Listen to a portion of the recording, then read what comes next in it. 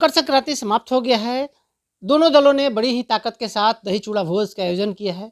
आज हमारे साथ बिहार में बड़े चर्चित चेहरा मेघ बाहुबली राजन तिवारी जी हमारे साथ हैं। हम समझने का प्रयास करेंगे कि दही चूड़ा भोज समाप्त हो गया है। नीतीश कुमार अपनी यात्रा पर निकल रहे हैं, तेजस्वी यादव अपनी यात्रा पर निकल रहे हैं। तेजस्वी यादव माई बहन योजना के साथ सरकार में आना चाहते हैं 2025 का। नीतीश कुमार अपनी यात्रा के साथ समीक्षा कर रहे हैं। नीतीश कुमार जो यात्रा कर समीक्षा कर रहे हैं, विधायक जी क्या लगता है आपको, इससे बिहार की जनता को फायदा पहुंच रहा है?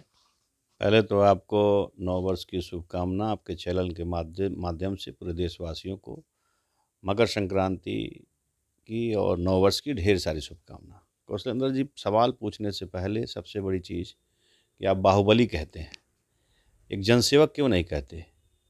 अब जनबली भी हैं विधायक जी। जन नेता क्यों नहीं कहते? जनबली क्यों नहीं कहते? ये बाहुबली शब्द क्यों आप लोग बार बार लाते हैं?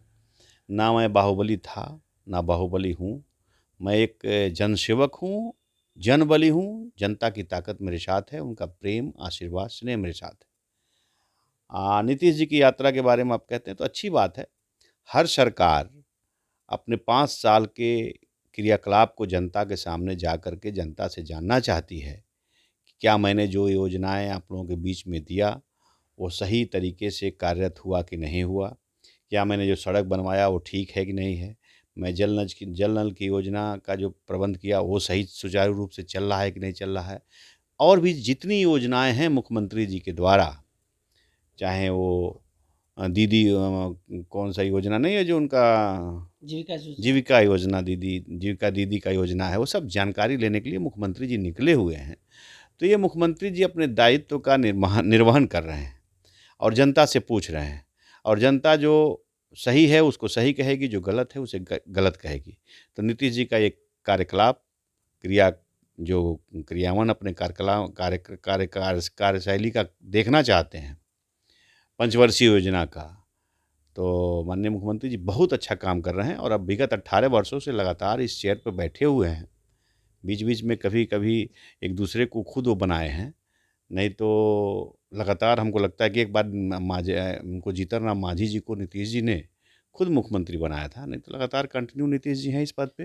लेकिन मुख्यमंत्री की यात्रा के बाद हम पहुंचते हैं, तेजस्वी ने बड़ी मजबूती से अपनी यात्रा शुरू कर दी है और लगातार काउंटर कर रहे हैं सरकार पर, नीतीश कुमार की सरकार पर, नीतीश कुमार के काम पर, नीतीश कुमार की शासन पर। क्या कहिएगा इस पर? देखिए, तेजस्वी जी का कार्यक्रम भी ठीक है। वो तेजस्वी जी अपना कार्यक्रम कर रहे हैं और युवा नेता हैं। बिहार में अपनी हनक, अपनी धमक का पहचान बनाना चाहते हैं। लेकिन जहाँ तक नीतीश जी की बात करते हैं, तो मैं एक बात आपसे कह देना चाहता हूँ कि नीतीश जी के साथ वो भी सरकार चला चुके हैं। 2-2 बार उनके साथ गठबंधन हो चुका है, तो नीतीश जी से वो भली-भाँति परिचित हैं। नीतीश जी अपने काम में विश्वास रखते हैं और काम करने वाले व्यक्ति हैं। हाँ, तेजस्वी जी को अभी चूँकि मुख्यमंत्री पद का दायित्व तो उनको मिला नहीं है, वो डिप्टी सीएम तक ही रह गए हैं। तो आगे वो मुख्यमंत्री बनना चाहते हैं और अपनी पार्टी को सरकार में लाना चाहते हैं, इसलिए वो अपना कार्यक्रम कर रहे हैं। घूमना चाहिए और विपक्ष के नेता हैं, माननीय हैं, सम्माननीय हैं, वो अपना काम कर रहे हैं। हाँ, लेकिन एक चीज़ मुझे अच्छा नहीं लगता कि लोग 18 वर्षों से हमारे मुख्यमंत्री जी का शासनकाल है। उनके पिताजी के शासनकाल को अब नहीं याद करना चाहिए, उनकी माताजी के शासनकाल को अब नहीं याद करना चाहिए, क्योंकि जब तब का समय कुछ और था, अब का समय कुछ और है। अब हर व्यक्ति को अपने किए हुए कार्यों का चर्चा करना चाहिए। मैं क्या किया, उसे करना चाहिए। अब आगे बढ़कर देखना चाहिए। पीछे जो भूत जो चला गया, उसे भूल जाना चाहिए और भविष्य जो आने वाला है, वर्तमान जो चल रहा है, उसे देखना चाहिए। अभी तेजस्वी यादव के सामने जंगल राज की बात लोग करते हैं, बहुत सारे नेता हमारे पार्टी के, बीजेपी के ही। तो मैं ये उनसे भी कहना चाहता हूँ, ये सब चीज़ें पुरानी हो गई, अभी सब चीज़ों को नहीं देखिए, अपना आप अंदाज़ दिखाइए। ये जनता भी नहीं सुनना चाहती नहीं, है नहीं, विधायक जी। हाँ, ठीक बात है, अपना अंदाज़ दिखाइए ना, हमने क्या कर दिखाया।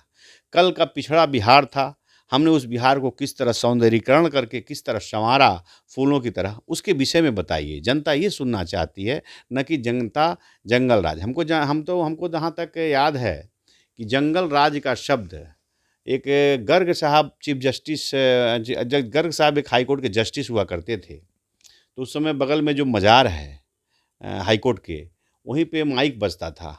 तो उन्होंने कहा कोर्ट के टाइम माइक बज रहा था तो उन्होंने कई बार बंद करवाने का प्रयास किया, नहीं बंद हुआ, तो उन्होंने कहा बिहार में जंगल राज है। वही शब्द से जंगल राज आया।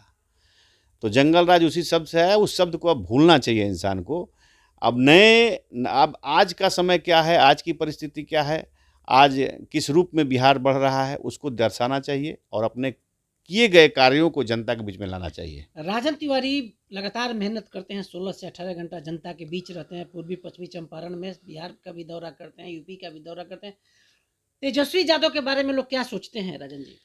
देखिए, तेजस्वी जी युवा हैं, अभी तो सरकार उनकी कभी बनी नहीं है। नीतीश जी के साथ डिप्टी सीएम बन के रहे हैं, तो तेजस्वी जी को सरकार यही मतलब जब तक उनको उस पद पे नहीं देखेगी तब तक कोई क्या बताएगा उनके बारे में।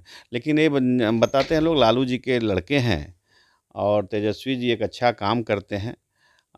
वो भी अपना जनता के बीच में जा रहे हैं। अब जनता का कितना आशीर्वाद उन्हें प्राप्त होगा, ये तो आने वाला समय बताएगा। लेकिन मेरे मुख्यमंत्री जो नीतीश कुमार जी हैं, इनके किए गए कार्यों की सराहना पूरा बिहार करता है और नीतीश जी के किए हुए कार्यों को दोबारा कोई करेगा कि नहीं करेगा ये तो मैं नहीं कह सकता। लेकिन नीतीश कुमार वो गुण हैं, जिस तरफ जाएंगे वो पार्टी और वो उस पार्टी के नेताओं का मुंह मीठा कर देंगे। नीतीश कुमार जी को छोड़ करके कोई भी अब राजनीतिक बिहार में धुरी आने वाले समय में भी और निकट भविष्य में भी मुझे नहीं दिखाई दे रहा है, क्योंकि नीतीश जी हेड भी हैं और टेल भी हैं। इसलिए नीतीश जी ही राजनीतिक धुरी हैं, बाकी कोई नहीं है। राजनीतिक रणभेरी अब बच चुकी है, मकर संक्रांति विधायक जी खत्म हो गया है। नरकटियागंज के लिए आपने क्या प्लान कर रखा है? नरकटियागंज देखिए, के मैं लोगों के एनडीए के घटक दलों से और एनडीए के अपने जिस पार्टी में हूँ उसके पार्टी के उच्च स्तरीय नेताओं से, शीर्ष नेतृत्व से मैं यह कह दिया हूँ कि चुनाव मुझे लड़ना है इस बार, क्योंकि मुझे आश्वासन बराबर मिलते रहा है। 2019 में मैंने भारतीय जनता पार्टी ज्वाइन की, उसके बाद से आश्वासन पे आश्वासन मुझे मिला, लेकिन अभी तक मुझे संतोषजनक आश्वासन नहीं मिल पाया। लेकिन इस बार मुझे संतोषजनक आश्वासन मिला है कि 2025 में राजन जी आपको चुनाव लड़ना है। कुछ बड़े नेता का मार्गदर्शन प्राप्त है, तो मुझे लगता है कि इस बार नरकटियागंज से या चंपारण के किसी और पश्चिमी चंपारण के किसी और सीट से मुझे लोग लड़ाएगा। अगर किसी कारणवश किसी चाटुकार नेताओं के कहने पर अगर मुझे किसी वजह से सिंबल नहीं मिला, पार्टी मुझे नहीं लड़ाएगी, तो भी मैं चुनाव लड़ूंगा, निश्चित है। इसलिए मैं इस बार बैठने वाला नहीं हूँ। राजन तिवारी क्लियर कट बोलने के लिए जाने बिल्कुल जाते बिल्कुल हैं। बिल्कुल। राजन तिवारी का साफ मानना है कि हम निर्दलीय भी चुनाव लड़ सकते हैं। देखिए, बिल्कुल बिल्कुल, मैं बता दूं आपको कि मेरे साथ जनता का ताकत है और जनता का स्नेह है, आशीर्वाद है, और मुझे जनता चुनाव लड़ाएगी। मैं पार्टी के नेतृत्व से, शीर्ष नेताओं से मैं कह दिया हूँ कि मुझे चुनाव लड़ना है और जनता ने मुझे कहा भी है। मैं जहाँ जहाँ घूमता हूँ वहाँ लोग कहता है कि आप किसी पार्टी के टिकट का मोहताज मत रहिए, आप मैदान जंग में आइए और चुनाव लड़िए। तो मैं चुनाव लड़ूंगा, यह सत्य है। इस बार मुझे बैठने का कोई मतलब नहीं है। इस बार मैं किसी के बहकावे में नहीं आने वाला, चाहे वो कोई हो। मैं किसी के बहकावे में नहीं आऊँगा, चुनाव लड़ूंगा। राजन तिवारी चंपारण में राधा मोहन सिंह को जिताना हो, संजय जायसवाल को जिताना हो, सुनील महतो को जिताना हो, 3-3 सांसद देने में बड़ी महती भूमिका निभाई आपने अपने देखिए, लोगों को। मैं कौन होता हूँ जिताने वाला? सबको भाग्य और किस्मत जिताती है। मोदी जी का लहर जिताता है, आदरणीय नरेंद्र मोदी जी का लहर, अमित शाह जी का सोच और हमारे पार्टी के विचारधाराओं की वजह से और उस पार्टी के लहर की वजह से लोग चुनाव जीतते हैं। मैं भी एक छोटा सा कार्यकर्ता बन करके इन लोगों के साथ कदम से कदम मिलाकर चलता हूं और जनता से आशीर्वाद स्नेह मांगता हूं। तो जो मेरे समर्थक लोग हैं वो भी लोग जुट जाते हैं, चुनाव अच्छे खासे मार्जिन से लोग जीतते हैं। राजन तिवारी नरकटिया से फाइनल चुनाव 2025 का लड़ने जा रहे हैं। मैं नरकटियागंज से चुनाव लड़ूंगा, यह तय है। पार्टी कोई टिकट दे या ना दे, अगर पार्टी नहीं देगी तो भी मैं विचार करूंगा, और देती है तब तो ठीक है, नहीं देती है तो अब मैं पार्टी के बहकावे में भी आने वाला नहीं हूँ। चुनाव लड़ूंगा, तय है। पश्चिमी चंपारण के किसी सीट से भी लड़ सकता हूँ। नरकटियागंज तो मेरा पार्टी से मैं टिकट मांगा हूँ, लेकिन अन्य दल भी मुझे कांटेक्ट कर रहे हैं। अगर मुझे भारतीय जनता पार्टी एनडीए गठबंधन से किसी पार्टी मुझे एडजस्ट नहीं किया जाएगा तो मैं बाध्य हूँ, कहीं भी जा सकता हूँ।